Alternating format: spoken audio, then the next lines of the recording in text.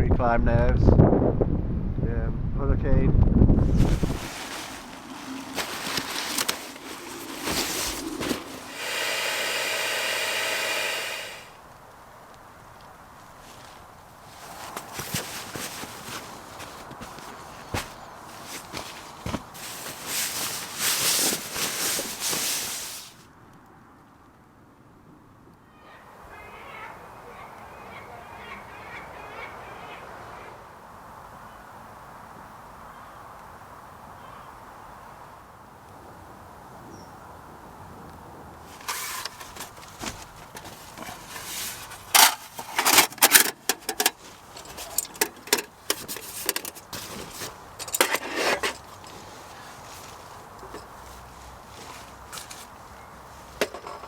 So welcome to the interior of the iconic North Face Mountain 25, a true 4-season expedition tent.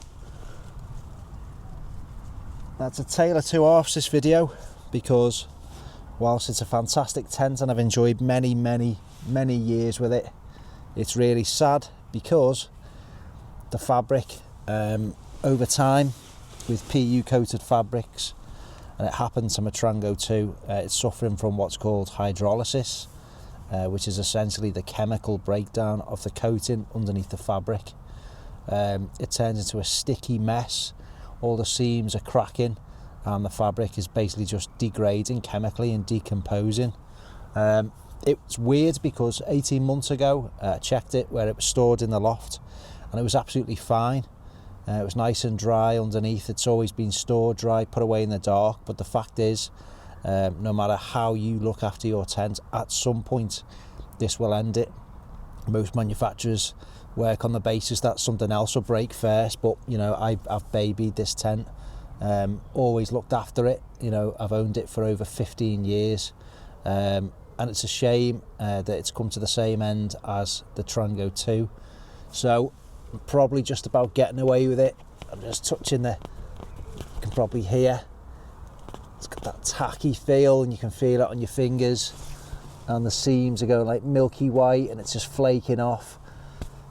It's a chemical process, and it's what happens to PU tents with the PU coating. So yeah, there's a tale of two halves. I've got many good memories with this tent. I'll tell you about some of them later on in the video.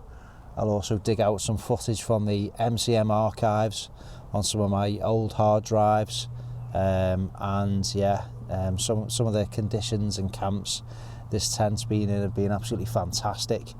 The very first one I bought of these, it was the earlier European version. There's actually the US version, which comes with tape seams. The European version did not, so I got the very first version when I was in university. I was 18 and I blew all my student loan on it in Ellis Brigham's in Bold Street in Liverpool, and yeah, that was a fantastic tent. Slightly different design, then they've tweaked it and it's evolved again over the years. But this is the tent you see if you like, you know, Himalayan expeditions, climbing in proper mountains. You will see these on the South Col of Everest at Camp 3, Camp 4. These types of tents are absolutely rock solid. They are in another league. They weigh a ton. The poles weigh a ton. But it's a true mountain stalwart, this tent. So it's really sad, but we're giving it a send-off. We're having a few beers, and I'll show you it. We'll have one last night in it, and then I'll probably keep it. I can't bring myself to throw it away. I'll just keep it for me and the kids if we're having a garden camp, things like that. There's nothing wrong with the inner. It's absolutely mint. I've really looked after it, so it's such a shame that this happens with these PU coatings, but it is what it is. So that's enough about the sorry end to it. Let's celebrate it. Let's enjoy this camp, and I'll show you some of the features of the tent. So starting with the vestibule or the porch, very roomy. You imagine you're looking out at some horrific conditions there on the South Col of Mount Everest. Yeah, you've got a bit of a vent there with a Velcro standout. I've obviously got that closed at the moment. Two-way zippers, really chunky zipper pulls, and glow-in-the-dark tabs there. You can operate them with gloves, some lines for hanging stuff, and that is the theme throughout the tent. Look on the inner, you've got these fabric loops all over the place, and that's for stringing lines, for drying out wet gear, and you can also brace it internally with an internal guide system. There's a gear loft which you can get for it, and don't forget this is a 16-year-old version now, but you get ample shelves on the top, loads of stuff that's massive for storage. Same on the other side, and then all around the tent you've got these massive pockets, a triangular smaller pocket there, large pocket there. Same on the other side, huge, absolutely swallows up the gear. You've got another door at the back, which you've got a bit of a half moon venting option there on the top of that, and then there's another exit from the tent. There's another door on the back, you can get out one side. So wet boots at the back, you know, you can imagine if you're on a proper expedition, you know, you've got wet gear, down gear, or you hold up for days in real storms and you just can't move. You need a space where two of you can live without falling out and live comfortably, you know, not all over each other. And this tent, that's what it's designed. It's an absolute workhorse of the high mountains of the world, the Mountain 25. So I'll show you, well, you've seen some exterior shots at the beginning of this video. Really bright colours. What's that for? Is it to blend in on a UK hillside in the Lake District? Absolutely not, no. So in a horrific snowstorm, you can see this. This could be a lifesaver, the colour of this tent. That might be all you see, a little glimpse, a break. If you're unfortunate enough to hit some bad weather in the Himalayas or something like that, you see this in the distance and make a beeline for it. So that's why it's this garish colour. You know, I like it because it's part of the sort of iconic nature of the tent. I don't like the colour of the new version. It's just wrong. You know, you look at all the old pictures of climbs of Everest over the years, and it always, you know, you always see these type of tents there. So yeah, any other colour for me, it just isn't right. But yeah, really sort of palatial and luxury for one. It comes as no surprise that I've never been to the Himalayas, although it's on my bucket list. I want to do one of the base camp treks one day, or if maintain a degree of fitness, the Annapurna circuit when I get a little bit older and the kids have flown the nest. So that is on my hopefully to-do list. But yeah, we're going to enjoy a nice camp in here. We've got some nice beers, we've got some nice food to cook up. Got a new stove which we've been using and trialling out, and we'll have one last night in the North Face Mountain 25. Well, we're going to have a toast to the Mountain 25, Sam Smith's pure brewed organic lager. Cheers, you've been a great tent. We've had some cracking adventures in this. So this time we're on the Primus Lite. It's a stove I've been testing out. I'll show you what they're for later. But on a last camp I had these lovely burgers, and you know, I felt like getting the same thing today, so I have. So there you go. Good thing about this stove is you can use it with the included pot, which is here, or how I'm going to be cooking these burgers. Clearly I'm not making burgers in that. So with the stove, there's these three pins which screw out. Don't lose them. I'm going to need them for how we are using our pan, a third-party pan. Well, it's the same brand, so we don't need that. What we do is screw these pins into the burner like so. They don't need to be massively tight, as long as they're all in the same way and therefore level. Get them on there. 3 pins on is our pan.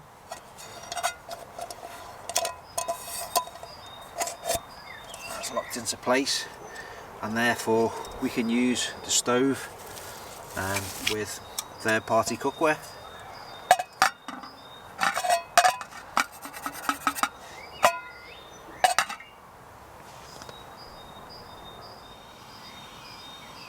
Look at that, absolutely amazing.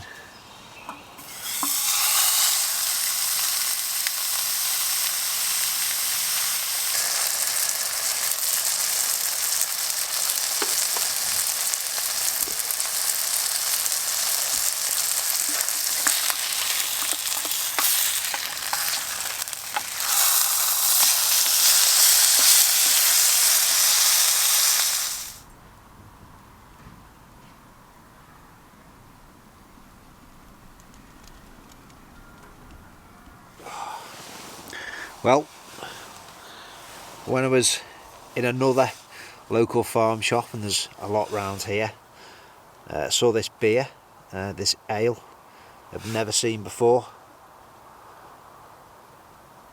from the Pennine Brewing Company, Black Forest Dark Ale, and on the back was just a little one-liner which basically made me buy it. Black Forest chocolate cherry creaminess in a bottle. As soon as I read that, that was it. It was in the basket. This is undoubtedly a 4-season tent. That's not even in question, is it? You know, given the conditions it's designed for, this is a true 4-season tent. However, the fly sheet doesn't go all the way to the ground. Now the snow valance is on the front in the porch area, but not around the sides and the back of the tent. Now granted, it's got a high bathtub, so you know it wouldn't be too much of an issue, but the places where this tent's designed to be used, it's just Spindrift City, isn't it? So the question I'm putting out there is, a lot of people write off tents instantly when the fly doesn't extend to the ground and immediately dismiss it as not 4-season based on that fact alone. So riddle me this is a 4-season tent, and the same thing applies. The fly does not extend all the way to the ground. So is it just the case that, you know, there's no set criteria for a tent being a 4-season tent? That age-old debate, should there be a set of features which it has to reach or employ prior to having that mantra that it's a 4-season tent? I don't know. Food for thought. There you go. Incredibly boring topic. Anyway, let's get into the Black Forest Dark Ale. And let's see if its market and blurb lives up to its own hype. Chocolate cherry creaminess in a bottle. That does smell very good. Oh, it smells like cherry and vanilla pipe tobacco. Don't ask me how I know that, but it does.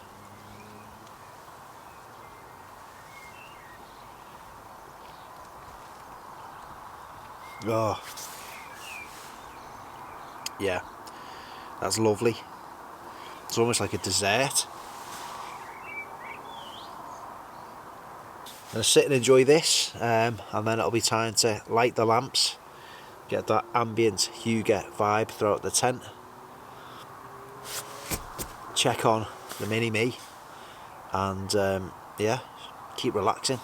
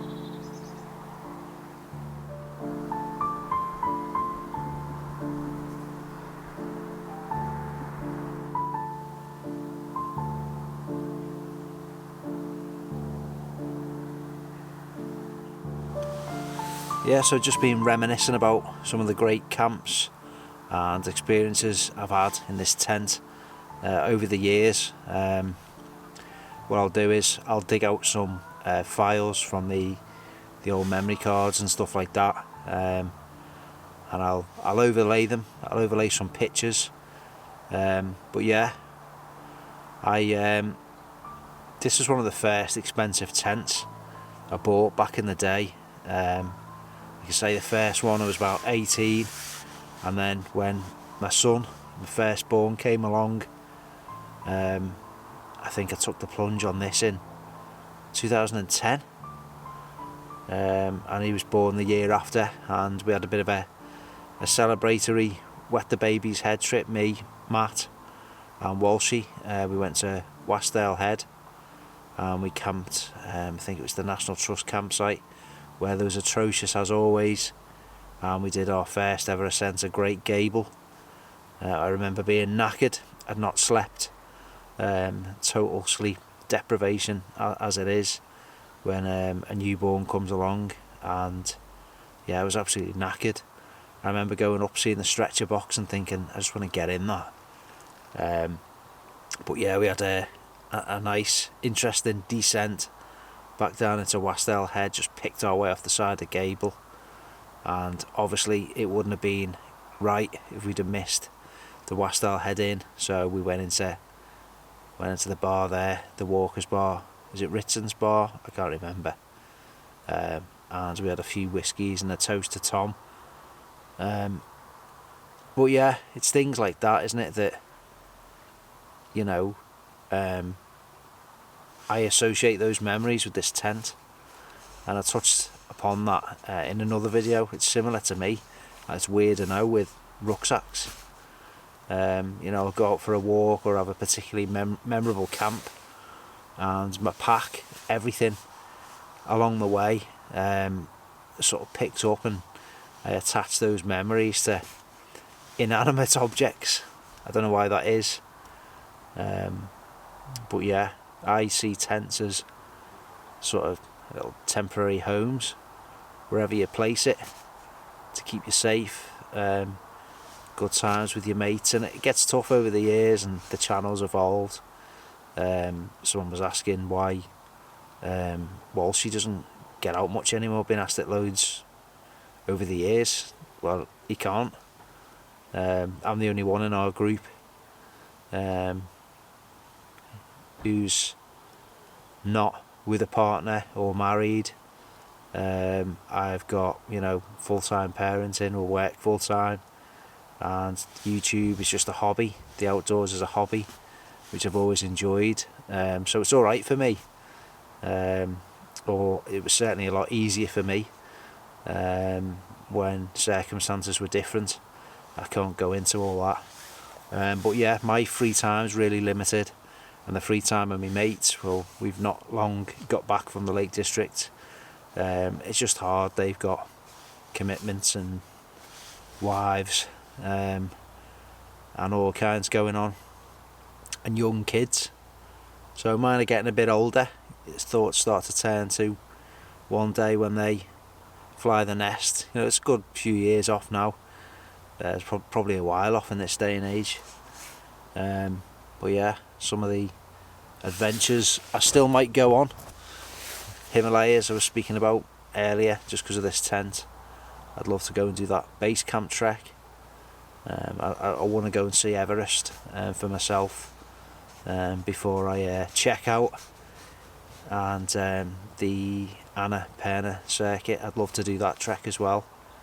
So who knows, you never know, do you? That's what I'm going to aim for, and that's on the bucket list. So yeah, I'm going to enjoy the rest of this beer, watch a few clips on my phone, just having a chat with Wardle. He's up in Scotland. We always send a few comedy voice notes and things like that. Same with Walshy, and yeah, it's just how we keep occupied, I suppose. Yeah, I'll speak to you in a bit. Well, this is the final farewell gesture to this lovely tent. There we go. We've rigged it up, some nice lights. We can go extreme and give ourselves a migraine. We can go a little bit more subtle, and then yeah, like this is alien abduction mode, again being beamed up for an anal probe, and that's our standard. That's what we're going to leave it on. Ambient lighting, a fitting end.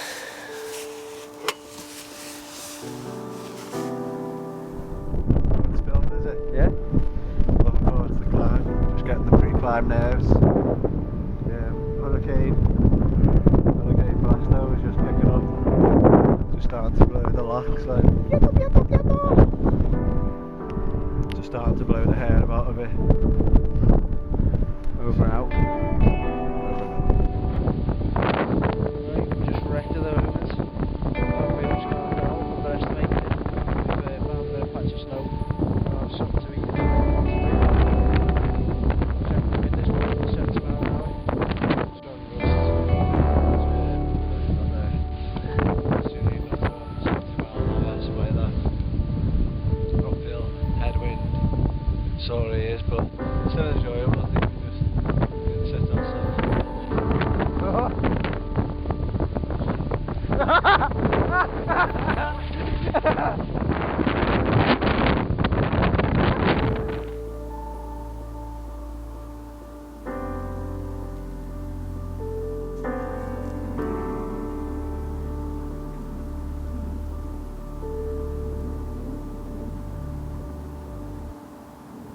Now all cases are different, as we know, but there are certain situations that crop up over and over again that give us an insight into the habits, behaviours of a primitive creature, paranormal being, an entity, or spirit.